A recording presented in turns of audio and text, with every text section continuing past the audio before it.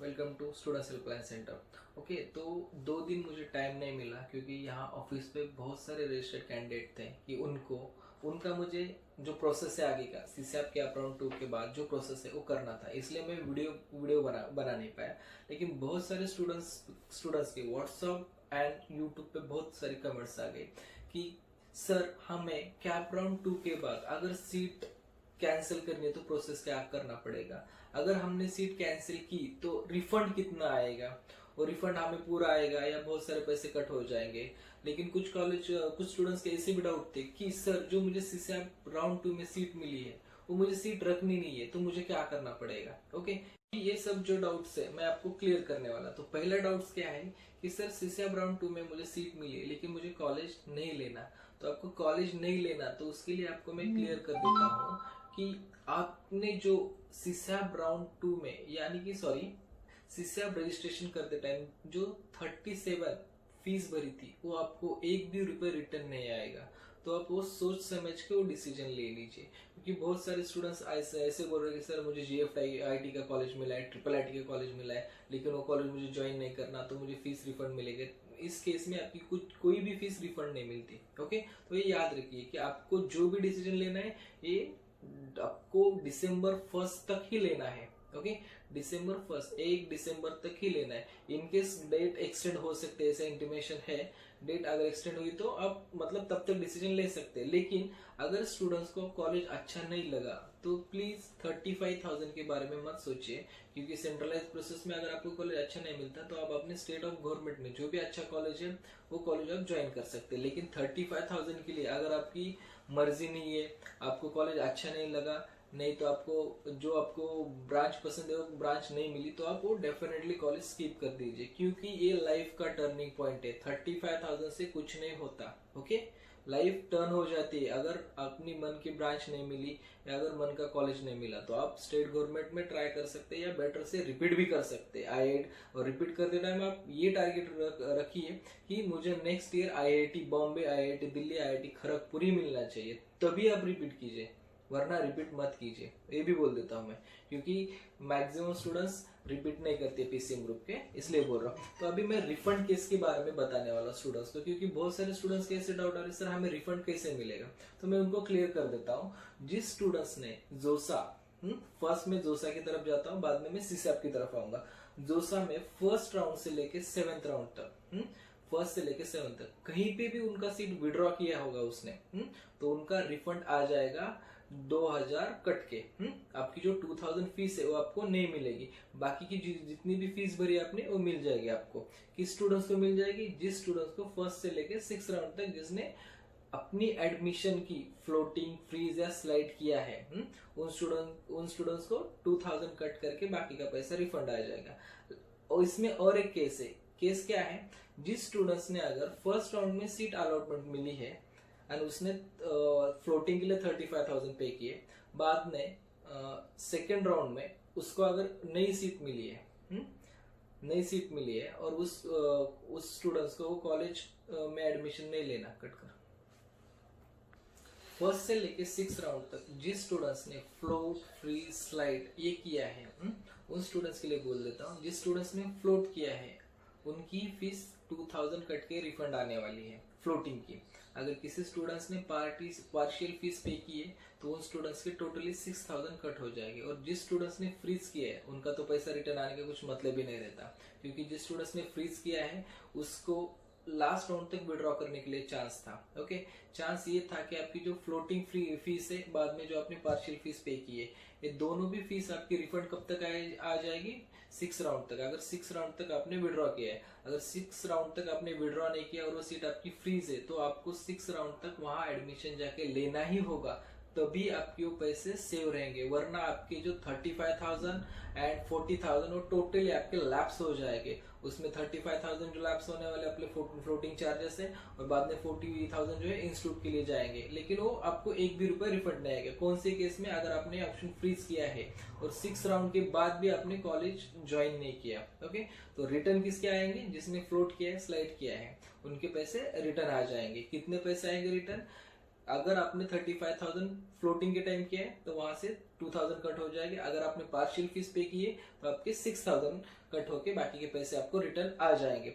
Okay, दूसरा case क्या है इसमें, अगर जिस स्टूडेंट्स को जो अभी प्रोसेस चालू है सीसैप का, मतलब चालू है मतलब हो गया, जो प्रोसेस सीसैप का हो गया, तो जोसा में मिली है लेकिन सीसैप के अप राउंड में भी आपको आगे न्यू अलॉटमेंट मिली है, लेकिन उस स्टूडेंट्स को कॉलेज ज्वाइन ही नहीं करना, उसे आगे प्रोसेस ही नहीं करना।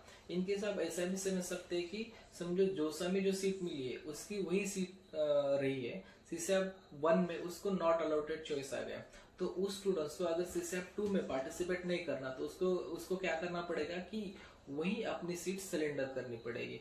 तभी आपने जो फीस पे की है, आपने जो फीस पे की है, फर्स्ट 35,000, सेकंड 40,000 एंड देन सीसैप के लिए 2,000 रजिस्ट्रेशन फीस, इसमें ये सब फीस टोटल कट होकर आपके 6,000 कट हो जाएंगे। उसके अलावा आपकी कोई भी अमाउंट कट नहीं होगी।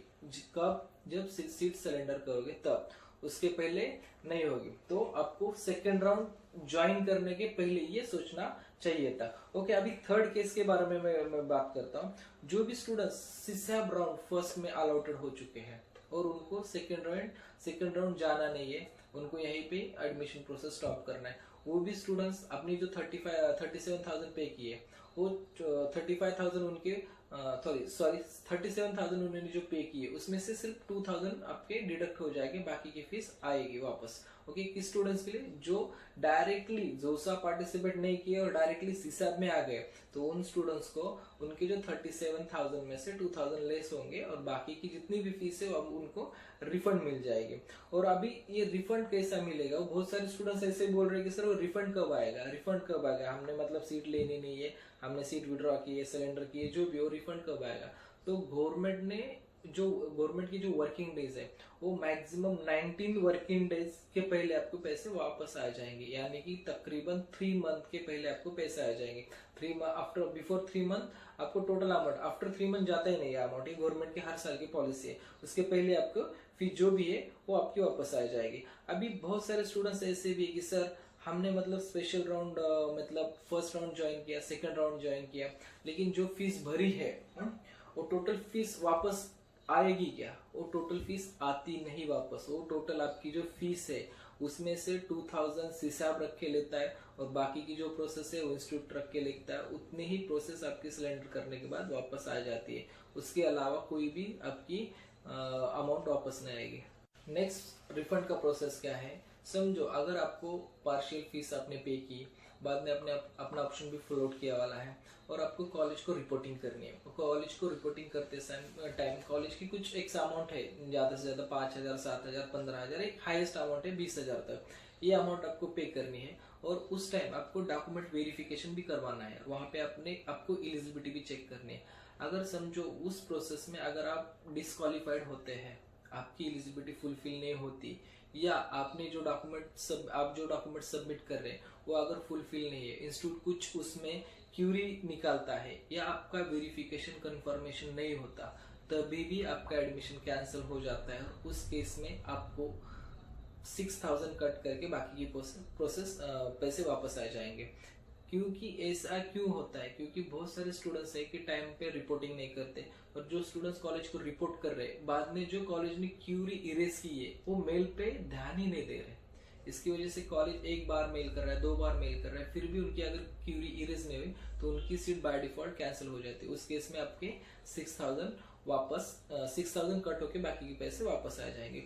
और लास्ट और ऐसे ही स्टूडेंट्स है, उनके बारे में मैं बताना भूल गया कि जिस स्टूडेंट्स को जोसा में एंड सीसैप में वो एक भी बार सीट अलॉट नहीं हो चुकी, तो उस स्टूडेंट्स के टोटल जो फीस उन्होंने पे की है उसमें से 2,000 लेस होके बाकी की पूरी प्रोसेस पैसे वापस आ जाएंगे आपके। तो उन्होंने जोसा में तो फर्स्ट अपन विदाउट एनी फीस रजिस्ट्रेशन किया था। ओके, जो सीसैप में उन्होंने 37,000 पे करके रजिस्ट्रेशन किया है, उस स्टूडेंट्स की टोटली फीस जो है 30,000, उसमें से 2,000 लेस होके बाकी के 35,000 वापस आए जाएंगे। कितने? 90 डेज में वापस आए जाएंगे।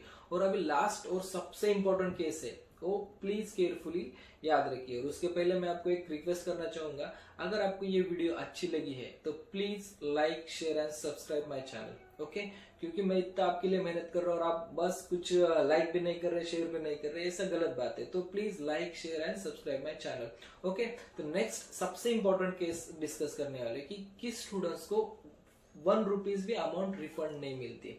ओके, 1 रुपीज भी नॉट रिफंडेबल अमाउंट है उस स्टूडेंट्स के। समझो कि जिस स्टूडेंट्स को सीसैब राउंड में, क्या सीसैब राउंड 2 में फर्स्ट टाइम ही अलॉटमेंट मिली है, फर्स्ट टाइम ही वो सीट अलॉटमेंट है, तो उस स्टूडेंट्स को अमाउंट रिफंडेबल नहीं है, ना कि उसकी पार्शियल फीस या ना कि उसकी प्रोसेसिंग फीस, एक भी आपकी अमाउंट वहां पे रिफंड नहीं होती। ओके, ये याद रखिए। और सेकंड केस है जिस स्टूडेंट्स को जोसा में भी अलॉटमेंट मिली है और सीसैब में भी अलॉटमेंट मिली है, और अगर वो स्टूडेंट्स इंस्टीट्यूट को रिपोर्ट नहीं करता तो उस स्टूडेंट्स की टोटली जोसा की फ्लोटिंग, स्लाइडिंग या फ्रीज जो की वाली सीट है, फ्रीज तो छोड़ दीजिए, सीट नहीं होती, फ्लोट और स्लाइड वाली सीट जो है, और बाद में उन्होंने सीसैब में कैप राउंड फर्स्ट ज्वाइन किया, वहां पे न्यू अलॉटमेंट मिली, और सेकंड राउंड ज्वाइन किया, वहां पे न्यू अलॉटमेंट नहीं मिली। अगर वो सोचता है सर मुझे सेकंड राउंड में अलॉटमेंट नहीं मिली, मैं सीट कैंसिल करना चाहता हूँ, तो उस केस में उस स्टूडेंट्स को एक भी पैसा वापस नहीं आएगा। ये याद रखिए, सीट कैंसिलेशन कब तक करनी है ये मैंने ऊपर मेंशन किया है। और किस स्टूडेंट्स को पैसे वापस नहीं आएंगे कि जो students CSAB cap round 2 join किए हैं, उनको सीट अलॉटमेंट हुई है, उनका एक भी रुपए वापस नहीं आएगा।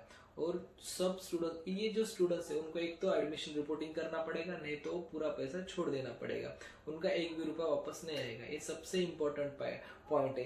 तो मैक्सिमम स्टूडेंट्स ऐसा सोच रहे हैं कि अगर हमने इंस्टीट्यूट को रिपोर्ट ही नहीं किया, अगर हम इंस्टीट्यूट पे डॉक्यूमेंट वेरिफिकेशन नहीं किया, डॉक्यूमेंट वेरिफिकेशन मत करो, रिपोर्ट मत करो, आपके डॉक्यूमेंट्स आपके पास ही रहेंगे, लेकिन जो आपका पैसा ऑलरेडी आपने पे किया है वो तो आपका वापस नहीं आएगा। ये याद रखिए। कौन सा पैसा नहीं आएगा?